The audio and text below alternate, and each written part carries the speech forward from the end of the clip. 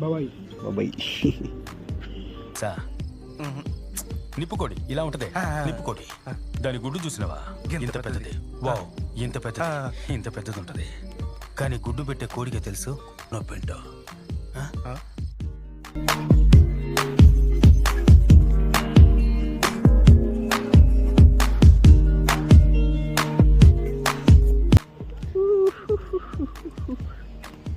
నమస్తే మావాస్.